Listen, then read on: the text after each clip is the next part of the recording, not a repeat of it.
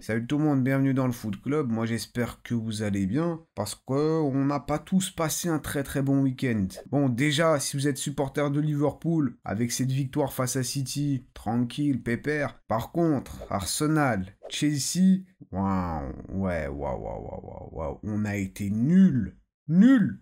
Ce week-end, on a aussi eu droit à un retour, à une remontada de Manchester United. Et comme dans tous les débriefs, on va revenir évidemment sur tout ce qui s'est passé lors de la dernière journée. Mais avant ça, évidemment, merci à vous pour votre soutien. Ça fait plaisir, les likes, les commentaires. Vous êtes de plus en plus nombreux, donc merci à vous, vous gérez. Et bon, j'espère que vous êtes bien installés. On est parti.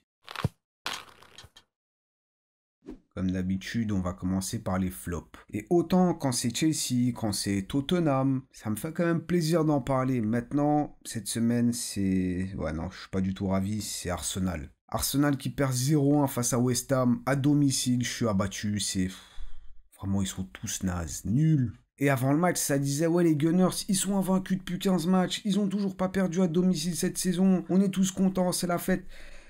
J'ai vu la composition de West Ham. J'ai vu combien ils avaient de défenseurs. J'ai vu aussi que devant, ils avaient un joueur comme Mohamed Kudus. J'ai compris. J'ai directement compris comment ça allait se passer. Arsenal en mode Arsenaz, on connaît. Je savais comment ça allait se passer. Et ça n'a pas manqué. Ils ont tous défendu, regardez-moi ça. Tous derrière. Même l'entraîneur, le staff, s'ils pouvaient, ils se seraient tous mis derrière. Et à la récupération de la balle, ça a envoyé rapidement de l'avant. Et c'est comme ça notamment qu'on a pris ce premier but. Une perte de balle devant la surface de West Ham et ils se sont tous projetés rapidement de l'avant. Wan-Bissaka sur son côté droit. Même pas en sprintant, il trottine, il fixe. Calafiori, il le regarde, il lui met aucune pression. Wan-Bissaka centre et Jarrod Bowen tout seul dans la surface met sa tête et c'est 1-0 pour West Ham. Et ils ont super bien joué le coup parce que nous devant le but, pas du tout dangereux. En vrai, on avait la balle, on dominait. Comme je disais, Arsenal, Arsenaz. Je vous l'avais déjà expliqué avant, ce théorème.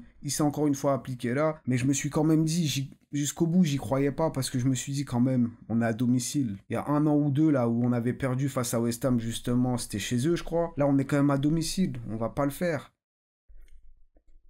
Il y a une premier atout. Invaincu depuis 15 matchs, ben, c'est fait. Invaincu à domicile cette saison, ben, c'est fait. Un match totalement prévisible, vraiment. Hein, quand tu vois la compo, quand tu vois les premières secondes, comment la défense adverse défend, tu comprends tout de suite. Mais par contre, ce que tu comprends pas, ou du moins ce que tu prévois pas, c'est par exemple un carton rouge. Lewis Kelly qui rentre à la 55e, il sort à la 70e. Mais vraiment, le concept de jouer 15 minutes, c'est incroyable. Après, je lui en veux pas non plus, hein, mais ouais, la Kudus qui partait, une petite balayette, il vient juste de passer la ligne centrale. Ouais, carton rouge logique, on va pas me dire, ouais, Saliba, il était peut-être devant.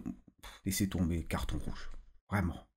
Il mérite. Dans ce match, Arsenal qui essaie de passer sur les côtés, ça fait un centre, sauf que le centre, il a envoyé limite en touche, ça essaye de tirer en trait de surface, mais bon, ils sont tellement nombreux devant le but que chaque fois c'est contré. Voilà, c'est comme ça. Et j'espère que ce match, que cette saison, parce que la saison prochaine, on connaît, ça va être la bonne. Mais j'espère que ce match, que cette saison, ça leur servira de leçon à Arteta, au club, aux joueurs. Parce que ce manque de préparation, je le digère toujours pas. Et j'ai toujours du mal.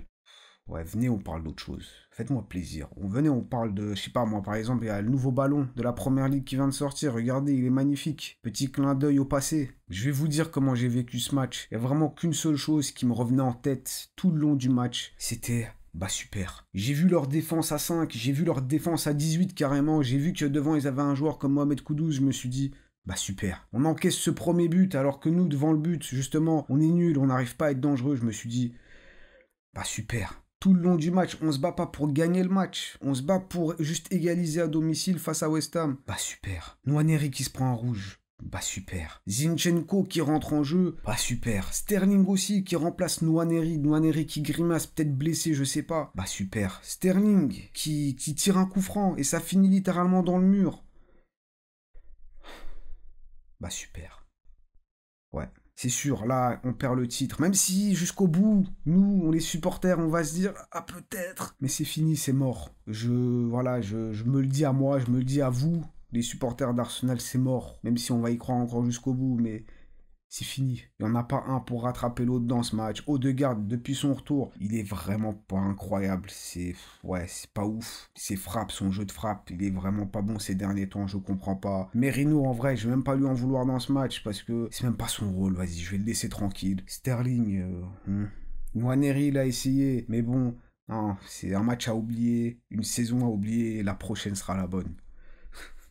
Allez, on n'est pas tout seul. Il y a aussi Nottingham Forest qui perd 4-3 face à Newcastle. Et après cette défaite face à Newcastle, est-ce que Nottingham c'est réellement un flop? À première vue, on pourrait se dire que non. Maintenant, écoutez, ils sont quand même troisième. Vous allez voir, on va parler du classement un peu plus tard, mais ils sont toujours troisième, petit spoiler. Newcastle est quand même bien placé. En vrai, cette défaite, ça choque personne. Maintenant, déjà, c'est la deuxième défaite de Nottingham Forest d'affilée. La semaine dernière, ils avaient perdu face à Fulham. Premier point.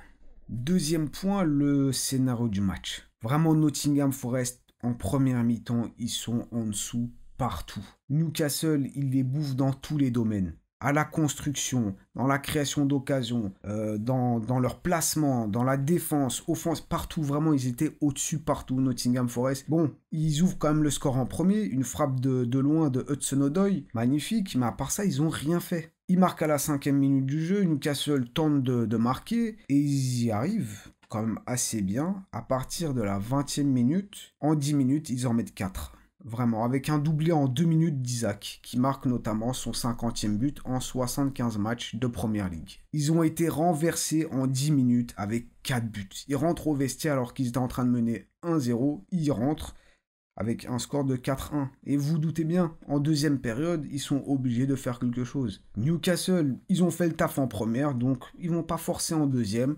Ça a été un peu plus calme de leur côté. Et Nottingham Forest, bon, deuxième période, t'es obligé de rattraper le retard. Et petit à petit, ils y arrivent avec notamment une aile de pigeon de Milenkovic, un peu en mode Zlatan Ibrahimovic. Et encore un troisième but à la 90e minute. Sauf que c'est trop tard. Vraiment, le match, ils l'ont perdu en première période. Parce qu'ils ont été trop invisibles. Il y avait beaucoup trop d'espace. C'était trop simple pour Newcastle. Donc vous allez manger votre flop parce que vous êtes troisième. Mais est-ce que ça va durer très très longtemps? Je sais pas. On verra bien. Arsenal et Forest, le deuxième et le troisième qui ont flop ce week-end. C'est génial. J'étais quand même proche de mettre une troisième équipe dans ces flops, mais je me suis dit en vrai, cette semaine je vais les laisser tranquilles. Ils prennent déjà très très cher. Ils ont pris cher aussi cette semaine. C'est Chelsea qui perd 2-1 face à Aston Villa. Encore une fois, une première période, on va dire, à l'avantage de Chelsea, des Blues, qui se créent des occasions en l'absence de Nicolas Jackson notamment et d'autres joueurs. Regardez-moi un peu cette liste d'absents, liste de blessés de Chelsea. Ouais, c'est quand même quelque chose, surtout qu'ils ont quand même prêté pas mal de joueurs. Joao Félix, Dizazi par exemple, lors de ce mercato d'hiver. La Maresca dans ce match s'est dit on va faire des petits changements tactiques avec un Enzo Fernandez qui a joué un peu plus haut et c'est Reece James qui a joué un peu plus aux côtés de Caicedo. T'as notamment aussi Palmer qui a joué plus sur le côté droit, Pedro Neto qui était un peu plus en pointe et Nkunku sur le côté gauche. Et en vrai, Pedro Neto, par exemple, il a fait un plutôt bon match, même si à certains moments, on va pas se mentir, il a pris quand même des décisions qui étaient peut-être pas les meilleures, mais c'est lui qui notamment offre ce premier but à Enzo. Il passe trop facilement Madsen, centre, et Enzo Fernandez qui la met avec un quand même Martinez qui aurait peut-être pu la toucher, mais au final non. But d'Enzo Fernandez, bien joué à lui. Et après, les deux équipes ont quand même eu beaucoup d'occasions, que ce soit Aston Villa, que ce soit Chelsea aussi, quand même des grosses occasions. Deuxième mi-temps, on repart exactement sur la même, sauf que le problème c'est que de nouveau Chelsea, c'est plus trop la même chose. Chaque semaine, je me pose cette question, qu'est-ce qui va pas? T'as l'impression que même l'atmosphère dans cette équipe, elle est un peu moins bonne. Palmer, je le kiffe trop, vraiment, même s'il joue pour Chelsea, bon, mais Palmer, de base, je l'aime beaucoup, tu sens que c'est un game changer, mais là, ces dernières semaines, c'est vraiment pas trop ça, il fait plus autant la différence, même si à certains moments, lui aussi, il aurait pu marquer, comme cette frappe qui a frôlé le poteau, ou encore cette occasion, t'as l'impression il se perd un peu, il glisse, et au final, bon, il arrive pas très bien à la placer, alors que Martinez était quand même bien sorti, c'est sorti justement par le défenseur, mais ouais, Chelsea, ils ont eu quand même des bonnes occasions, qu'ils ont malheureusement ratées, et Aston Villa, qui fait rentrer Rashford en deuxième période. Premier but, c'est Marcus Rashford qui est trouvé au second poteau, il la donne pour Asensio. Le pire, c'est qu'Asensio, sur sa remise, il arrive même pas à taper la balle proprement. Le défenseur aurait pu la sortir, mais bon, ça finit quand même au fond des filets, c'est 1-1. Et le deuxième but, encore la connexion Rashford-Asensio. Doublé pour l'Espagnol à la 89e minute. Centre de Rashford.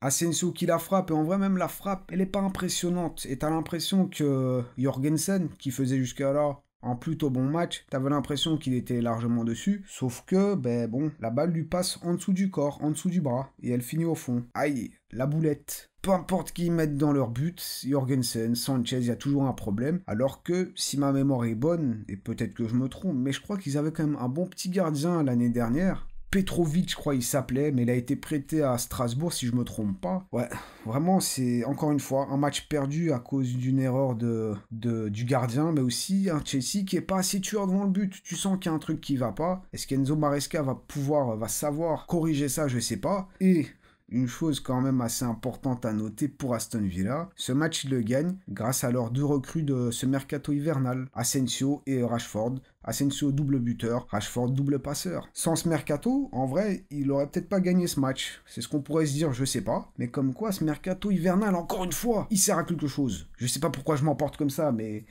fallait que ça sorte, on le sait tous. Et bon, bien joué à Emery, qui peut célébrer, tout comme les supporters de United, qui font 2-2 face à Everton alors qu'ils perdaient 2-0. Bon, je sais pas en vrai si tu peux vraiment célébrer un match nul, mais au vu de la situation là qu'ils y sont, en vrai, ils peuvent se réjouir de tout. Hein.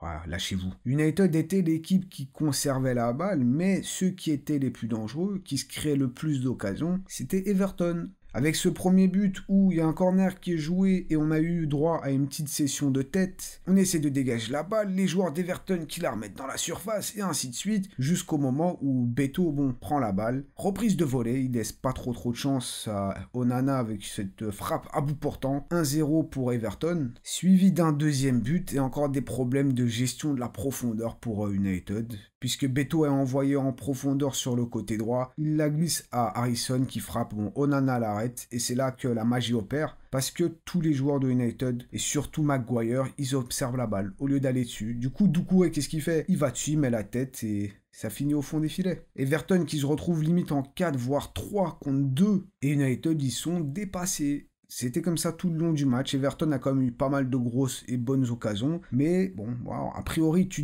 gagnes 2-0, ça devrait le faire, surtout face à cette équipe de Manchester United qui a frappé quasi aucune fois. À la mi-temps, c'est quand même 0 frappe cadrée contre 4 d'Everton. Mais en deuxième période, avec notamment cette sortie de Højlund vers la 70e, je crois, 75e, et l'entrée de Garnacho, on aurait dit que ça leur a quand même fait du bien. Højlund qui, pour l'instant, il apporte pas grand-chose. Hein. Ouais. On a quand même senti une petite différence avec l'entrée de Garnacho. On va dire que la remontada commence avec notamment ce but de Fernandez sur ce coup franc. Très bien placé, y a rien à dire. Suivi d'une frappe quelques minutes plus tard d'Ugarte. Et encore une fois, ça vient d'un coup de pied arrêté. Un coup franc qui a été centré, dégagé. Et entrée de surface, t'as Ugarte qui met ses deux reprises de volée. 2-2. Bien joué pour les Mancuniens quand même qui, comme j'ai dit, on prend tout. Faut tout prendre. C'est cruel pour Everton, mais il fallait aussi terminer les occasions, être un peu plus attentif sur ses coups de pied arrêtés. Surtout qu'à la fin du match, t'as quand même l'ancien de Manchester United, Ashley Young, qui se fait accrocher par Maguire, qui se fait tirer par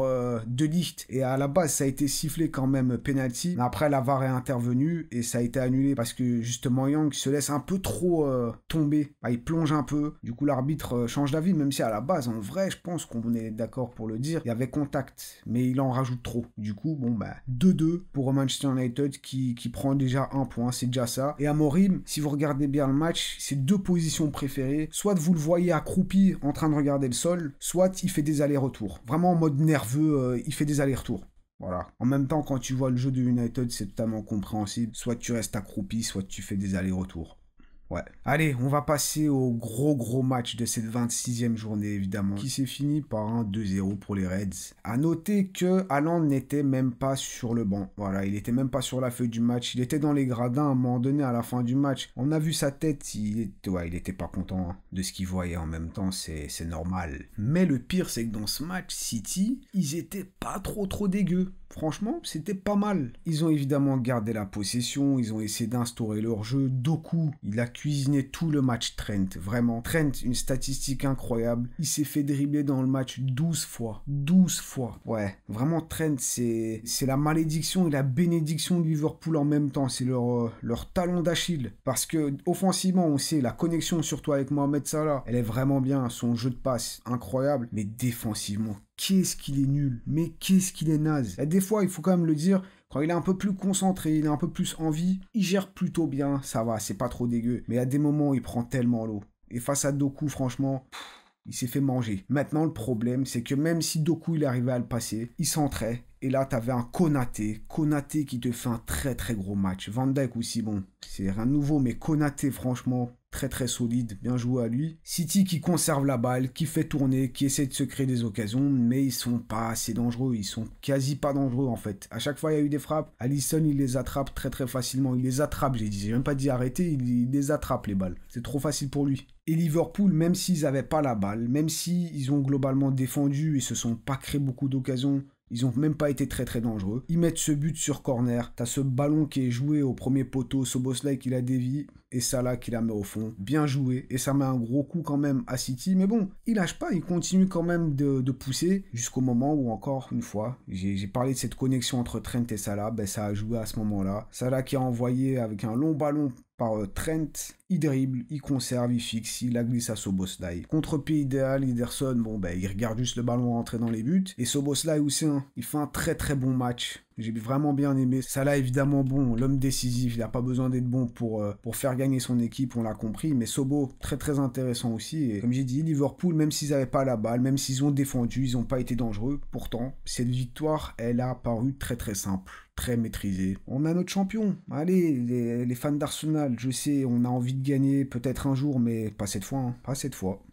Et du côté de City, évidemment, Doku, il était quand même bien en jambes, très dynamique, explosif, il a mangé Trent, on l'a déjà dit. Par contre, il y a un joueur qui fait peur, c'est De Bruyne. Oh là là.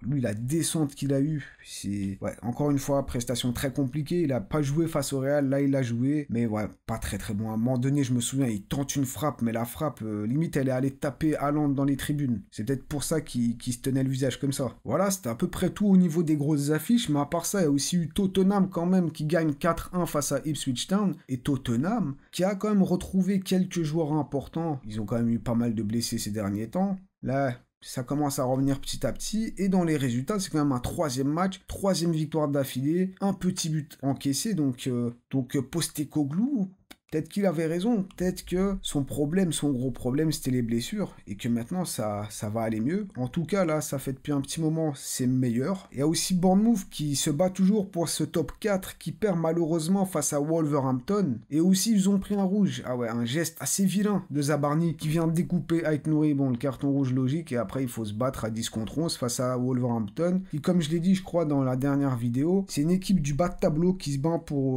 pour le maintien, mais qui joue pas du tout comme une équipe de bas de tableau. Et du côté du classement, bon bah évidemment, Liverpool a 11 points devant Arsenal, qui est suivi par Nottingham Forest, comme je vous l'ai dit un peu plus tôt. Et là où cette deuxième partie de saison va être vraiment intéressante, c'est autour de cette 4e place, peut-être même la 3e, mais bon, on n'y est pas encore. Cette 4e place, ce top 4, puisqu'on a quand même Manchester City, Newcastle, Bournemouth, Chelsea, Aston Villa, et on va dire même Brighton, qui sont très très proches les uns des autres. Chelsea, quand même, ils tombent à la 7e place. Ils étaient encore 4e il n'y a pas si longtemps de ça. Là, ils s'éloignent. C'est pas bon, ça. Bon, Tottenham toujours hors du top 10, mais quand même, il y a du mieux avec leurs 3 victoires d'affilée, comme on a dit. Et Manchester United, malgré ce match nul, toujours 15e. Toujours pas assez bon. Mais encore une fois, il n'y aura pas de relégation.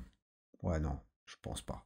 Vendredi dernier, on a quand même eu droit au tirage au sort de la Ligue des Champions et malheureusement, on n'aura pas de finale anglaise. Arsenal sera obligé d'éliminer soit Aston Villa, soit Liverpool pour aller gagner cette Ligue des Champions. Bon, allez, s'il faut le faire, on le fera. Il faut encore évidemment gagner ce match. Arsenal qui va aller affronter le PSV et s'ils gagnent, ils iront affronter soit le Real, soit l'Atlético. Pourquoi? Ouais. Belle saison, hein. Liverpool, quant à eux, vont affronter le PSG. Et bon, Aston Villa qui va affronter le Club Bruges, pour s'affronter potentiellement lors de ces quarts. Et on aura peut-être une demi-finale anglaise. Mais encore une fois, comme je dis, il faut gagner ces matchs. Les matchs auront lieu début mars. Et la première ligue, elle revient dès demain, mardi. Mais c'est surtout mercredi qu'on aura les plus gros matchs. Avec un Nottingham Forest Arsenal, Tottenham Manchester City et Liverpool Newcastle. Et tout ça en même temps. Ah, je suis dégoûté. Chelsea, par contre, vont recevoir Southampton, donc peut-être enfin un peu de mieux. Face au sac de frappe de ce championnat, il y a aussi United qui va aller affronter Ipswich Town. Là aussi, on s'attend à voir quand même les 3 points. On verra bien. Mais nickel, des matchs en milieu de semaine. Que demander de plus? C'est tout pour ce débrief. Merci d'avoir été là. Vous gérez comme d'habitude. Évidemment, n'oubliez pas le petit triplé, like, commentaire et abonnez-vous. Si c'est pas encore fait, nous on se voit très très vite. Là avec les matchs qui arrivent, on va évidemment se revoir pour débriefer ça. Vous inquiétez pas. Allez, prenez soin de vous. À la prochaine. Très rapidement. Comme on l'a dit.